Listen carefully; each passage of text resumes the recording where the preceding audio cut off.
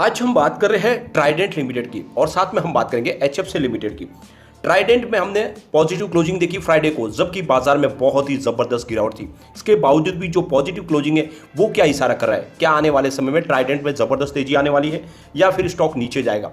जब से वहां पे ट्राइडेंट में कुछ इंटरनल इशू बनने लगे, जहां पे आप देख सकते हो कि प्रमोटर राजेंद्र गुप्ता ने अपने पद से इस्तीफा दिया, उसके बाद में लोगों को बहुत सारा डाउट क्रिएट होने लगा, लोगों को लगने लगा ये क्या हो रहा है। दूसरी तरफ आपने देखा होगा कि पंजाब में वहां पे कोई स्ट्राइक भी हुई कंपनी में, जिस वजह से लोगों ने अफवाह उड़ानी शुरू कर दी कि कंपनी धीरे धीरे करके बंद होने वाली है। लेकिन अगर हकीकत में आपको ट्राइडेंट लिमिटेड को समझ रहे हो तो वैसी कोई बात नहीं है और आने वाले समय में राजेंद्र गुप्ता फिर से कंपनी की कमान संभालेंगे। लेकिन यहाँ पे जो पॉजिटिव माहौल है वो क्या इशारा कर रहा है, क्या इस समय हमें इन्वेस्टमेंट करना चाहिए, क्या आने वाले समय शानदार तेजी की संभावना बनेगी। दूसरी तरफ एचएफसीएल लिमिटेड की बात करें तो हमें फ्राइडे के दिन बड़ी गिरावट देखने को मिली और गिरावट के पीछे वजह थी बाजार में गिरावट। लेकिन यहां पे 5G की तैयारी हो चुकी है और ऐसे में एचएफसीएल लिमिटेड का भविष्य उज्जवल होना तय है। आप समझ सकते हो कि एचएफसीएल लिमिटेड बहुत बड़ा रोल निभा रहे 5G में और ऐसे में आने वाले समय ये एक बड़ा मल्टीबैगर साबित हो सकता है। एक समय इसकी प्राइस 2100 के आसपास थी, तो क्या आने वाले समय फिर से ये 1000 को क्रॉस कर सकता है। तो इन सारी बातों को जानेंगे इस वीडियो के माध्यम से। लेकिन फ्रेंड उससे पहले अगर आप पहली बार हमारे चैनल पर आए तो चैनल को सब्सक्राइब कर दीजिए, एक बेल आइकॉन दबा दीजिए ताकि जब भी नया वीडियो बने पहला नोटिफिकेशन आपको मिले। वीडियो पसंद आए तो लाइक शेयर जरूर कीजिए। चलो फ्रेंड्स वीडियो स्टार्ट करते हैं। मैं हूं आपका दोस्त एसबी दवे और हमारे अपने चैनल ऑनलाइन कमाई में आपका बहुत बहुत स्वागत है। सबसे पहले ट्राइडेंट लिमिटेड की बात कर लेते हैं। स्टॉक ओपन हुआ 38.40 पर, लो बना 37.80 का और हाई बना 39.70 का। अंत में क्लोजिंग 38.40 पर ही रही, यानी जो शुरुआत हुई उसी पर क्लोजिंग रही। और सबसे अच्छी बात यह रही कि 0.79% की हमें तेजी देखने को मिली।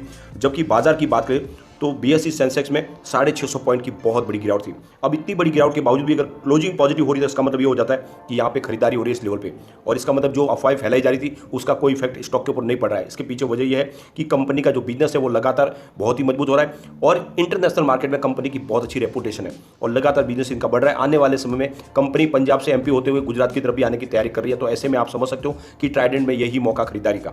यहाँ पे इसकी परफॉर्मेंस देखे तो जब बाजार क्रैश कर गया था कोरोना की वजह से, ये मात्र 3.85 यानी 3 रुपये का स्टॉक था मार्च 2020 में, और तब से मैं लगातार ये आपको सजेस्ट भी कर रहा हूँ। ये 70 तक जाके आ चुका है, बहुत ही जबरदस्त रिटर्न दिया। अभी करेक्शन के दौर में एंट्री यहाँ पे की जा सकती है, काफ़ी ज़्यादा करेक्ट हो चुका है स्टॉक।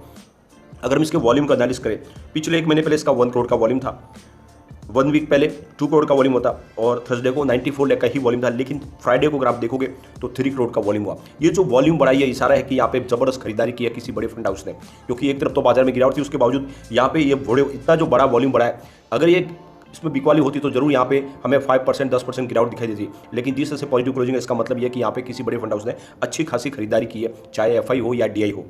इसकी परफॉर्मेंस देखें तो 19.20 52 वीक का लो है और 70 इसका 52 वीक हाई है। फिलहाल स्टॉक 38 के आसपास है, बिल्कुल एंट्री की जा सके। सबसे अच्छी बात है कंपनी लगातार अच्छे क्वार्टर रिजल्ट हमारे सामने पेश कर रही है और टेक्सटाइल सेक्टर में इतनी प्रॉब्लम के बावजूद भी काफ़ी अच्छा इसने रिजल्ट इस बार भी दिखा है। कंपनी का अगर CAGR दिखे पिछले 5 साल का तो 19.9% पर मेंटेन है, जो बहुत अच्छी बात है। इसके साथ में कंपनी बहुत ही शानदार 45% का हेल्दी डिविडेंड भी देती रहती है, ये बहुत अच्छी बात है। लगातार डिविडेंड देती है, अपने प्रॉफिट में आपको हिस्सेदार बनाती है।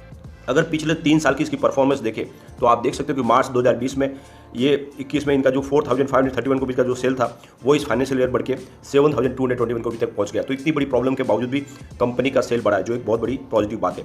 अगर कंपनी के ऑपरेटिंग प्रॉफिट की अगर हम बात करें तो मार्च 2021 में इनका 826 करोड़ का ऑपरेटिंग प्रॉफिट था, जो इस फाइनेंशियल ईयर बढ़ के 1416 करोड़ तक पहुंच गया। तो ऑपरेटिंग प्रॉफिट भी बढ़ा है। इसके अलावा नेट प्रॉफिट आफ्टर टैक्स की बात करें तो 340 करोड़ था मार्च 2020 में, इस बार वो बढ़ के 756 करोड़ तक पहुंच गया।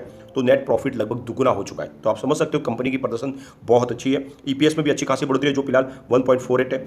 इसके अलावा अगर हम देखें तो यहाँ पे शेयर होल्डिंग पैटर्न का ये इशारा है कि यहाँ पे एफआई की जबरदस्त खरीदारी शुरू हो चुकी है। आप देख सकते हो यहाँ पे प्रमोटर की होल्डिंग फिलहाल 72.94% की है। एफआई की होल्डिंग सेक्टर में जहाँ पे 2.14% थी वो बढ़ते हुए 3.17% तक आ गई है जून क्वार्टर तक। तो जबरदस्त यहाँ पे बढ़ाई की है, एफआई ने खरीदारी शुरू कर दी है। इसके अलावा डीआई की बात करें तो जहाँ पे इनकी 0.01% की होल्डिंग सेक्टर में थी वो 0.05% तक आ गई है। तो यहाँ पे आप देख सकते हो डीआई ने भी अच्छी खासी अपनी होल्डिंग को बढ़ाया। गवर्नमेंट की होल्डिंग पहले थी, अभी फिलहाल उन्होंने पिछले क्वार्टर में क्वार्टर 4 में ही अपनी होल्डिंग को बेच दिया था। जनरल पब्लिक के पास फिलहाल 22.05% के शेयर है और 1.79% की होल्डिंग अदर्स के पास है। तो ये शेयर होल्डिंग पैटर्न बहुत अच्छा है और ये इशारा करके यहाँ पे आपको इन्वेस्टमेंट करना चाहिए, क्योंकि लगातार खरीदारी यहाँ पे बढ़ रही है। पिछले 10 साल की इसकी परफॉर्मेंस देखें तो सेल्स के आंकड़े देखें तो 10 ईयर के हिसाब से 10% पॉजिटिव है, 5 ईयर के हिसाब से 9% पॉजिटिव है, 3 ईयर के हिसाब से 10% पॉजिटिव है और इस फाइनेंशियल ईयर 36% पॉजिटिव है। सेल्स के आंकड़े काफी अच्छे हैं। इसके अलावा प्रॉफिट ग्रोथ की बात करें तो 10 ईयर के हिसाब से 35% पॉजिटिव है, 5 ईयर के हिसाब से 20% पॉजिटिव है, 3 ईयर के हिसाब से 31% पॉजिटिव है और इस फाइनेंशियल ईयर 48% पॉजिटिव है। तो सेल्स और प्रॉफिट के आंकड़े बहुत ही उत्साहवर्धक है। इसके अलावा स्टॉक प्राइस CAGR की बात करें तो 10 ईयर के हिसाब से 46% पॉजिटिव है, 5 ईयर के हिसाब से 37% पॉजिटिव, 3 ईयर के हिसाब से 89% पॉजिटिव और 1 ईयर के हिसाब से 90% पॉजिटिव। रिटर्न ऑन इक्विटी की बात करें तो 10 ईयर के हिसाब से 14% पॉजिटिव, 5 ईयर के हिसाब से भी 14% पॉजिटिव, 3 ईयर के हिसाब से 15% पॉजिटिव, लास्ट ईयर 23% पॉजिटिव। तो ये आंकड़े बहुत ही बेहतरीन है और इसके दम पे हम कह सकते हैं कि बिल्कुल आपको ट्रेडिंग में इन्वेस्टमेंट करना चाहिए। आने वाले समय आपके निवेश को कई गुना बढ़ाने की ताकत रखता है। यहाँ पे एक बार हम कम्युनिटी सेंटीमेंट को भी देख लेते हैं। 64% बाई की कॉल है, 18% सेल की कॉल है और 18% होल्ड की कॉल है। तो लोगों का अच्छा खासा रुझान स्टॉक की तरफ बना हुआ है, निवेश किया जा सकता है। एक बार पिवट लेवल को भी चेक कर लेते हैं तो यहाँ से अगर गिरावट होती है तो 37.57 का फर्स्ट सपोर्ट है, ये टूटा तो 36.73 तक स्टॉक जाएगा और नीचे गया तो 35.67 तक जा सकता है। अगर पॉजिटिव माहौल बना तो 39.47 का फर्स्ट रेजिस्टेंस है, इसको पार करते ही 40.53 तक स्टॉक जाएगा और ऊपर गया तो फिर 41.37 तक जा सकता है। तो बिल्कुल ये मौका है, खरीदारी करें और इस गिरावट में आप बिल्कुल निवेश करके रखें। यह आने वाले समय का एक बड़ा मल्टीबैगर है। जल्द ही फिर से यहाँ पे आपको राजेंद्र गुप्ता कंपनी को लीड करते हुए दिखाई देंगे और ये बहुत जल्द होगा, क्योंकि जब मैनेजमेंट ये कोशिश करेगा कि राजेंद्र गुप्ता के बगैर ये कंपनी आगे नहीं बढ़ पाएगी तो उनको आना ही होगा। और आखिर उन्होंने बड़ी मेहनत से कंपनी को खड़ा किया, वो ऐसे बीच मझदार में इसको नहीं छोड़ने वाले।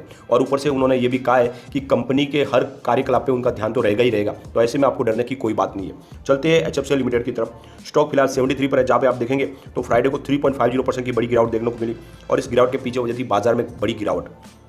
यहाँ पे अगर इसकी परफॉर्मेंस देखें तो 3 अप्रैल 2020 को मात्र ये 8 रुपीज़ के आसपास स्टॉक था और वहाँ से ज़बरदस्त दौड़ा और 2 साल में ये 100 को टच कर गया, काफ़ी अच्छा रिटर्न दिया। ये लगातार मैंने आपको सजेस्ट किया। HFCL लिमिटेड की बात करें तो ये कंपनी फाइबर केबल बिछाने का काम कर रही है, टेलीकम्युनिकेशन सेक्टर के लिए इंफ्रास्ट्रक्चर डेवलप करती है और 5G के लिए बहुत सारे इक्विपमेंट बना के दे रही है। साथ में हमारे डिफेंस सिस्टम के लिए भी बहुत सारी इक्विपमेंट कंपनी बना के देती है। इसके अलावा कंपनी का रेलवेज के लिए इंफ्रास्ट्रक्चर डेवलप का काम करती है। कंपनी हर तरह की सोल्यूशन प्रोवाइड करती है और ये बहुत मजबूत कंपनी है, पुरानी कंपनी है। फिलहाल रिलायंस के साथ में इनका बिजनेस टाइप, उसके अलावा अगर आप देखें तो कंपनी ने विप्रो के साथ में बिजनेस टाइप किया हुआ है। तो ऐसे में आपको इन्वेस्टमेंट बिल्कुल करना चाहिए। यहाँ पे सबसे बड़ी जो गुड न्यूज निकल के आ रही है कि डॉट को 17,875 रुपीज़ की रकम मिल चुकी है, ये पहली, और अब जल्दी ही 5G की सर्विस शुरू होने वाली है। सितंबर से शुरू होने की पूरी संभावना है। और आप देख सकते हो कि यहाँ पे भारतीय एयरटेल की तरफ से 4 इंस्टॉलमेंट साथ में दिए जा रहे हैं, यानी 8,312 करोड़ रुपीज़ का वो पेमेंट दे रहे हैं। दूसरी कंपनियां 20 इक्वल इंस्टॉल के माध्यम से पेमेंट करेगी, यानी उनकी पहली किस्त पहुंच चुकी है और बाकी ऐसे 20 अलग अलग किस्तें बनाई गई है जिसके माध्यम से वो पेमेंट अपनी चुकाएगी। कुल मिला के 5G की तैयारी हो चुकी है। तो ऐसे में आपको इन्वेस्टमेंट कर लेना चाहिए HFCL लिमिटेड में। ये स्टॉक आने वाले समय आप डेफिनेटली जल्दी 100 को क्रॉस कर सकता है। पिछले 10 साल की इसकी परफॉर्मेंस देखें तो कंपाउंडेड सेल्स ग्रोथ 10 ईयर के हिसाब से 34% पॉजिटिव है, 5 ईयर के हिसाब से 17% पॉजिटिव है, 3 ईयर के हिसाब से 0% है, लेकिन फाइनेंशियल ईयर में 7% डाउन है। कंपाउंडेड प्रॉफिट ग्रोथ की बात करें तो 10 ईयर के हिसाब से 20% पॉजिटिव है, 5 ईयर के हिसाब से 21% पॉजिटिव, 3 ईयर के हिसाब से 13% पॉजिटिव और इस फाइनेंशियल ईयर 9% डाउन है। तो यहाँ पे आप देख सकते हैं पिछले 1 साल से आपके प्रॉफिट और सेल्स के आंकड़ों में कुछ गिरावट दिखाई देगी, लेकिन इससे कोई फर्क नहीं पड़ता। कंपनी का पोर्टफोलियो बहुत मजबूत है। इंडिया के अलावा कंपनी बहुत सारी कंट्रीज में सर्विस प्रोवाइड करती है और साथ में 5G का इक्विपमेंट भी एक्सपोर्ट कर रही है। तो ऐसे में ये कंपनी का कारोबार बढ़ने वाला है और लगातार मजबूती से कंपनी आगे बढ़ रही है। स्टॉक प्राइस CAGR की बात करें तो 10 ईयर के हिसाब से 20% पॉजिटिव है, 5 ईयर के हिसाब से 36% पॉजिटिव, 3 ईयर के हिसाब से 55% पॉजिटिव और 1 ईयर के हिसाब से 26% पॉजिटिव। काफ़ी अच्छे आंकड़े हैं। रिटर्न ऑन इक्विटी की बात करें तो 10 ईयर के हिसाब से 20% है, 5 ईयर के हिसाब से 15% पॉजिटिव, 3 ईयर के हिसाब से 14% पॉजिटिव और लास्ट ईयर 13% पॉजिटिव है। तो ये आप देख सकते हो कि बहुत ही बेहतरीन आंकड़े देखने को मिल रहे हैं। अब एक बार इसके पिवट लेवल को भी चेक कर लेते हैं। तो यहां से अगर और गिरावट होती है तो 71.15 का फर्स्ट सपोर्ट है, ये सपोर्ट टूटा तो 69.50 तक स्टॉक जा सकता है और इससे नीचे गया तो फिर 66.75 तक भी जा सकता है। लेकिन अगर पॉजिटिव माहौल बनेगा तो 75.55 का फर्स्ट रेजिस्टेंस है, इसको पार कर लिया तो फिर 78.30 तक स्टॉक जाएगा और वहां तक पहुंचेगा फिर 79.95 तक भी जा सकता है। तो बिल्कुल इन्वेस्टमेंट करें क्योंकि 5G के ताकत पे ये स्टॉक बहुत आगे तक जा सकता है, क्योंकि 5G का इसका पोर्टफोलियो बहुत मजबूत है और कंपनी सिर्फ 5G के लिए काम नहीं करती बल्कि आपको पता होगा रेलवेज के लिए भी काम करती है। इसके अलावा कंपनी का जो मुख्य बिजनेस है वो डिफेंस सेक्टर के लिए भी बहुत सारे इक्विपमेंट बना के देती है और इंडिया के अलावा बहुत सारी कंट्रीज में बिजनेस है। तो ऐसे में आपको इन्वेस्टमेंट बिल्कुल करना चाहिए। आने वाले समय डेफिनेटली इसके रिजल्ट में भी आपको अच्छी पॉजिटिव संभावना देखने को मिलेगी।